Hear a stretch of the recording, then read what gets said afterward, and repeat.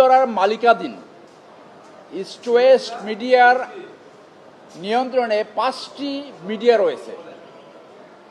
সেই 5টি কি?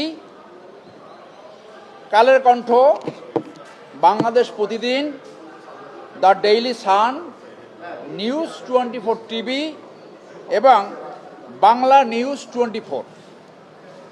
এই 5টি মিডিয়ার একজনই মালিক শাহ আলম সাহেব এবং তার শাহ আলম সাহেব চেয়ারম্যান হয়ে রাষ্ট্রের ভিতরে একটি রাষ্ট্র প্রতিষ্ঠা করেছে। তারা কোনো আইন মানে না।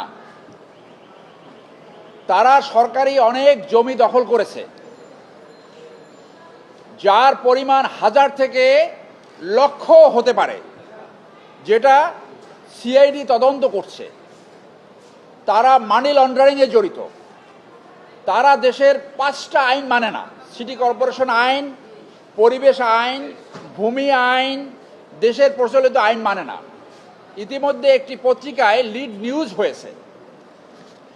তার ছেলেরা বিভিন্ন ধরনের ক্রিমিনাল অফেন্স কমিট করেছে। সাব্বির নামে একজন ইঞ্জিনিয়ার হত্যাকাণ্ডের শিকার হয়েছে এখন থেকে প্রায় 10-12 বছর আগে। মুনিয়া ধর্ষণ এবং হত্যাকাণ্ডের শিকার হয়েছে।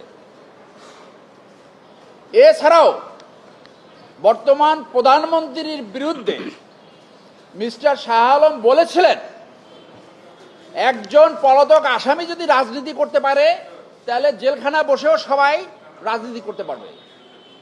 ইতিমধ্যে আপনারা দেখেছেন, যখন এই দুর্বৃত্তায়িত ব্যবসায়িক গ্রুপকে আইনের আওতায় আনার জন্য একটি সরকারি সিদ্ধান্ত হয়েছে, সিটি কর্পোরেশনের আওতায় আনার জন্য, তারা এই 5টি মিডিয়া ব্যবহার করে জনস্বার্থের বিপক্ষে যে অপপ্রচার এবং বিভিন্ন ধরনের কূট চাল তারা দিয়ে যাচ্ছে, তাদের এই অপকর্ম, মানি লন্ডারিং, ধর্ষণ, খুন, জমি দখল, এই সমস্ত অপরাধের বিরুদ্ধে কেউ কথা বললেই তারা 5টি মিডিয়া ব্যবহার করে একসাথে অপপ্রচার এবং মানহানিকর মিথ্যা তথ্য প্রচার করতে থাকে।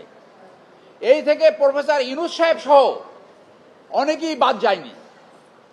আমি মুনিয়ার বোনের লয়ার, সেই জন্যে, শুধুমাত্র সেই জন্য আমার বিরুদ্ধে গত 10 বছর ধরে অনবরত মিথ্যা অপপ্রচার এবং মানহানিকর নিউজ প্রকাশ করে যাচ্ছে। তারা চাচ্ছে